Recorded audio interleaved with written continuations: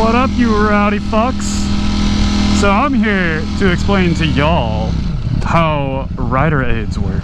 Beautiful, beautiful ABS, traction control, quick shifting, beautiful stuff. Things that just make riding, well, easier.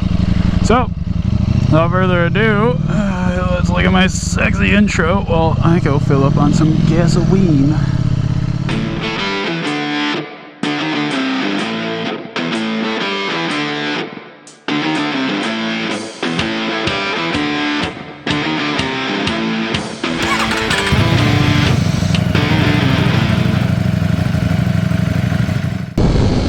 Oh, there's nothing like a nice, freshly filled, cold fuel tank against your crotch on a hot day.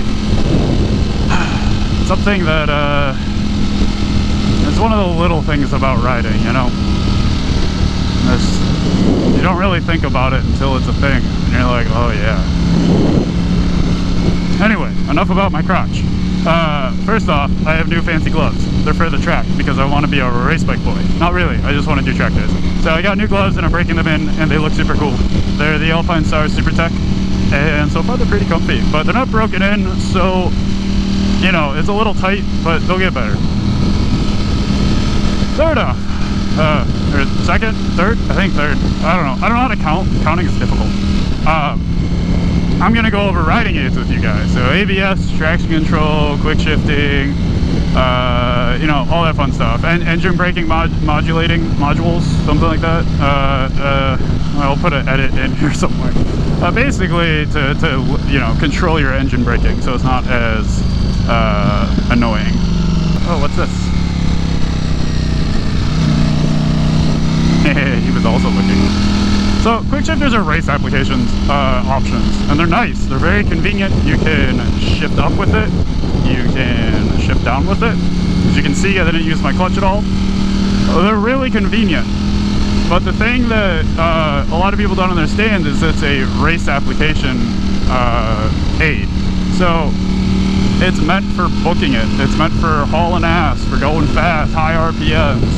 If you're quick shifting at like 3,000 or 4,000 RPMs, your bike's gonna get kind of wonky. It's gonna get real weird.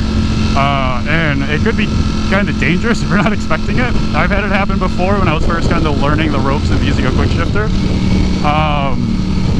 Basically, it seems like a lot of people think that quick shifters replace your clutch lever completely. You never have to use it again. You now have an automatic motorcycle except for using first gear at stops. So that's not the case.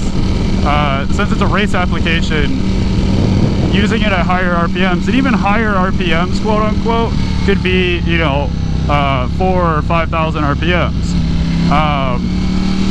That's still enough for the bike probably not to freak out, but the people that use it at lower RPMs, what is going on? Because they, okay, that was weird. Because they think it's just taking over using the clutch lever. That's not the case.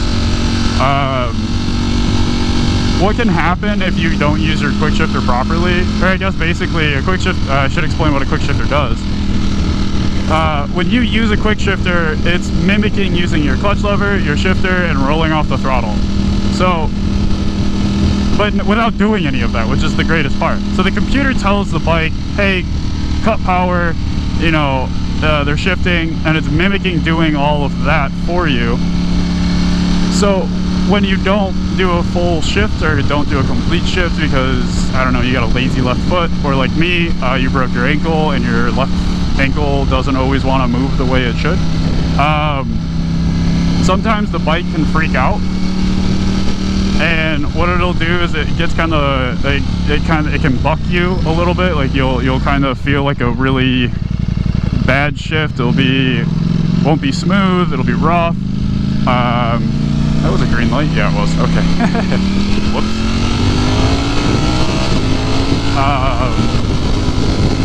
So like there, you know, I was at like 4, 5, 6, 7,000 RPMs, around that range, and it works fine. I can drop it down to 4.5 and still shift. But if I go lower than that, so probably 4 or below, quick shifter is going to not be in the range that it needs to be. And you could use it, but it's just not going to work as well. So in other words, what I'm trying to say is your bike's probably not broken, because the majority of the time quick shifter issues, quote unquote, are rider errors. Not all of the time, sometimes quick shifters do go bad, but most of the time it's rider error, not understanding how to use a quick shifter. So before you start blaming the bike, start taking a little extra notice at how you're using your foot with the quick shifter, how high or low your RPMs are, how much throttle you're giving, all of that, because it all comes into play. Just a quick tangent to call out the douchebag on my BMW S1000R review video that says he can't even watch my videos because I'm not using the quick shifter when I have one. Just so you know, you don't need to use it all the time. Okay, bye. So, enough of the insult, on to the next one. Yay! Let's go.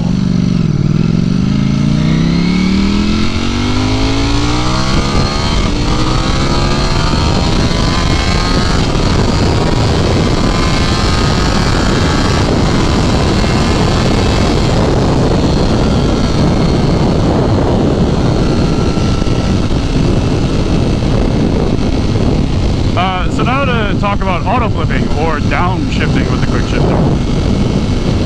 So what that's doing is basically rev matching for you. Again, it's not a complete replacement for using your clutch lever. There's a time and a place for it, but it just makes it easier. Like again, it's a race application, so it makes yourself easier setup for going into a turn without having to worrying about like using the lever, taking your hand off the handlebars, whatever. It's really nice. So all you do is you just roll off the throttle and downshift. So that's it. It's done. Basically, it's telling the computer, hey, throttle's off. You hit the shifter, it goes down. It'll automatically kind of blip the throttle for you with the computer, so that you don't have a rough downshift. Now, I've never used it at higher RPM, so like 9 or 10 or whatever, 1,000 RPMs above. Actually, I've probably never used it over 8. So kind of be wary with that, because you are going to get a pretty big jump in RPMs. You don't want to use it for that. You want to use it when you're actually slowing down. So, like here, I'm at 4. It does it automatically. So, roll off the throttle. You can see my RPMs jump up a little bit. It's just shifting for you. There's not much to it really. So again, don't even have to touch the clutch lever. It's pretty great. Oh, a monster.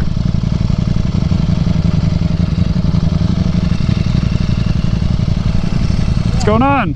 Naughty 1-2 today. Sorry? Naughty 1-2. Hell yeah. I love your bike. It's nice. What's that, a Hypermoto? No, it's the Street Fighter, the new one, the V4. Yeah. Big boss, yeah. Oh yeah.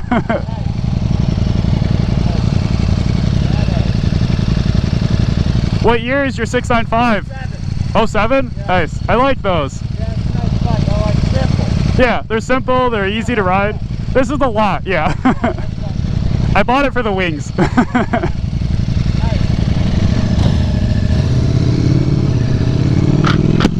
Okay, I didn't actually buy it just for the wings, but you know. Nice to see another Ducati. I don't see a lot of those out here.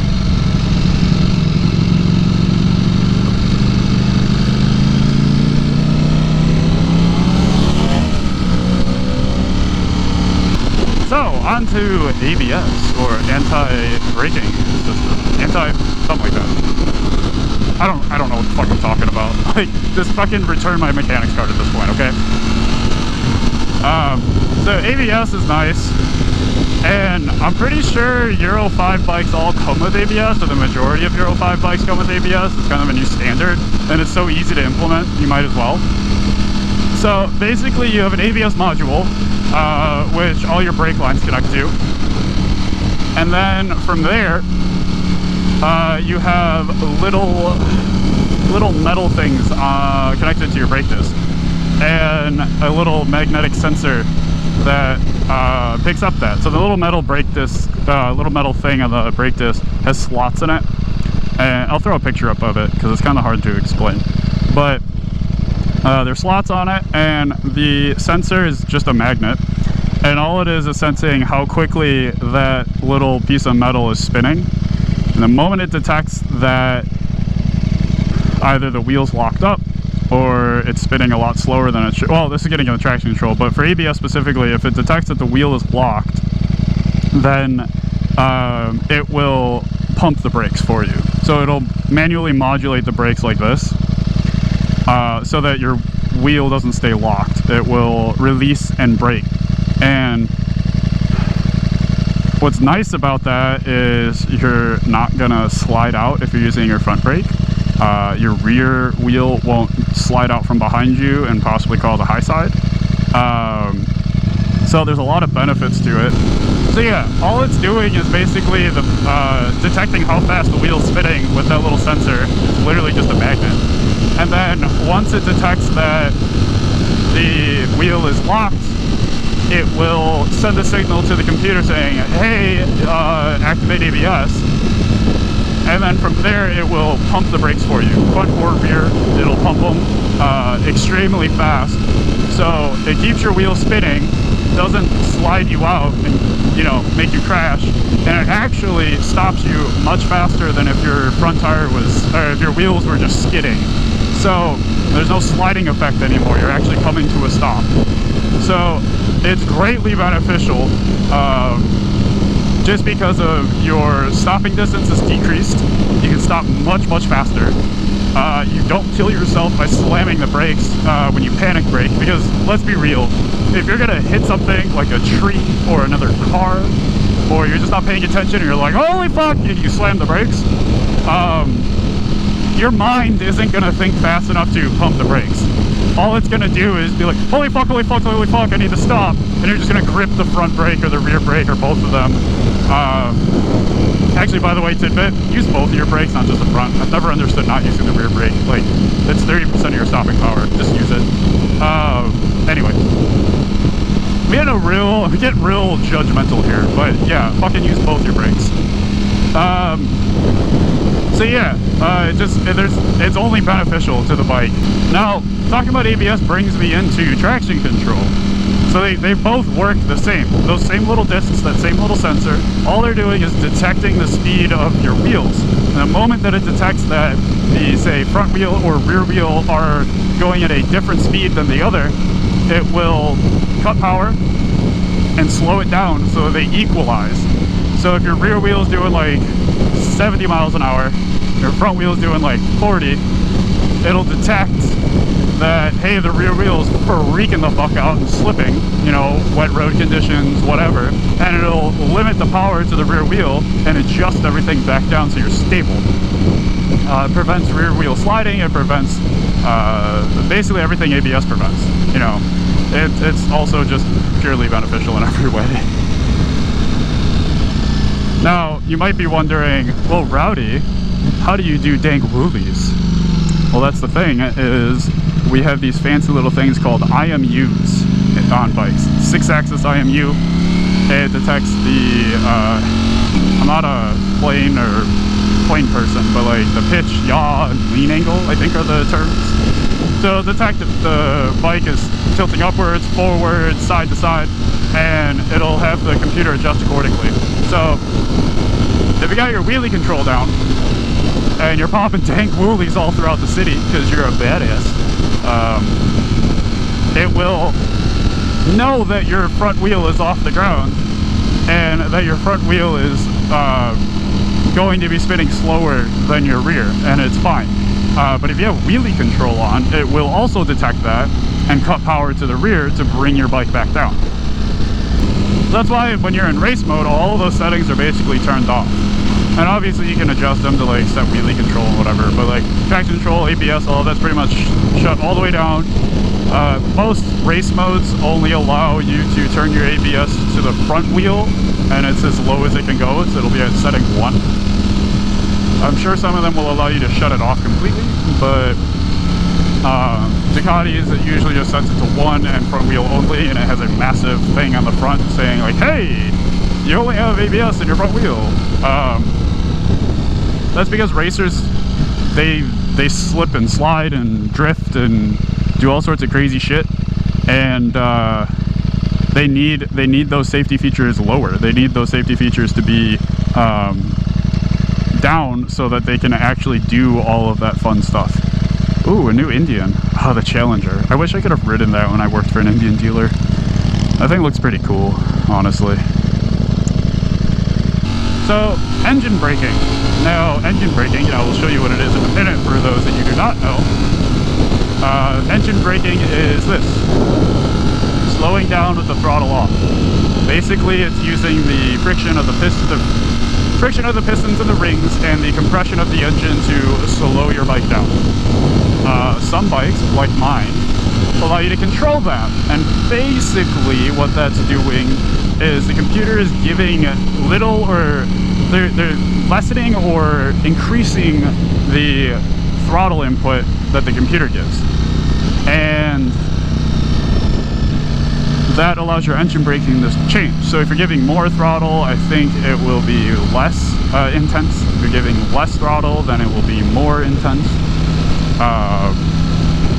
And you can kind of adjust that to your preference. So if you think the engine braking is very aggressive, you can, oh, I'm really early to where I need to be. Oh, and I'm going off the side of the road. Safety features do not help you with just driving straight off the road. They might, but you're gonna have a bad time either way. So yeah, engine braking, you can lessen or increase the effects of it. I think the Street Fighter only has 3 settings for it, 1, 2, and 3. Yeah, so basically all it's doing is just adjusting throttle input via the computer. ABS, there is ABS while you're using it in a turn. So most bikes just assume that you're upright when you're using ABS if they don't have a 6-axis IMU. But if they do, because you have a fancy boy bike like I do, then it will actually read how far over the bike is leaned and will be able to help compensate for you being on an angle with your ABS. So it's not going to be as abrupt. It's going to take into consideration that you're in a turn, and the traction control kicks in with that and all that sort of fun stuff. It's not really a rider aid, but like electronic throttle or ride-by-wire. Basically, ride-by-wire is just electronic throttle. So that is what allows you to downshift with your quick shifter to auto flip. It allows you to change riding modes. Yeah, it does. It allows you to change riding modes and stuff like that because you have engine power input. So I can set this to medium, low, or high. And basically all that's doing with the throttle is, say on medium, it will be a half a turn reaction. And then when you put it into high power, it'll be a quarter turn reaction. So that's pretty much all it is. And it basically, if you want a more aggressive riding feel, if you will, then when you put it in race mode, you have high power input. Your throttle is very responsive. You put it in street or sport, it'll be medium input and it's less responsive. So it's not gonna be as much of a pull with you. So it kind of sums up rider aids. I mean, you could probably read an article that goes super in depth with how these are, but basically I just want to get this information out there because I feel like a lot of people don't understand how they function well. They kind of have an idea, and but they don't really get how to use them, or under what circumstances to use them in. So the quick shifter, there was a lot of people that were like, my bike's broken because the quick shifter doesn't work. It's like, nah bro, you just don't know how to use it. It's plain and simple. That's kind of it for rider aids. I went over everything. I'm sure you can find an article somewhere that goes way more in depth talking about all the circuitry and modules and sensors and stuff like that. But I just wanted to get a fundamental fact sheet, if you will, out there, because a ton of people really don't know how their bikes work. And that's partly on fault of the dealerships sometimes, because they don't explain it. They're just like, oh cool, you bought a bike, cool, go home. Give us your money and go home. So it's up to us to get that information out there, to research it, but it's also on the other end of, hey, make sure your customer knows what they're getting into, what options your bike has, how to use them, and how they work. Even if that requires asking a technician that just wants to be helpful to explain it if the salesperson doesn't know how it works, because that could be a possibility. So yeah, you could read something more in depth. Maybe I'll find an article to post up in there in the description. We'll see if I can find a good one. Otherwise, I think Motorcycle News has a lot of them by Kevin Cameron, something like that. He's usually pretty in depth with his writing. But I hope you enjoyed. I hope that this helps in any way. If you have questions, feel free to ask. You can message me or comment. I'm happy to help. But definitely hit that subscribe button if you enjoyed and you want more content like this, or just general tomfoolery and fuckery, because I'll hopefully get into a little bit more of that. And make sure you hit that like button and leave a comment on, I don't know, something you learned today. What's a rider aid that I gave you a little bit more info on that you really didn't know about? So hit me up with that, and I'll see you in a bit.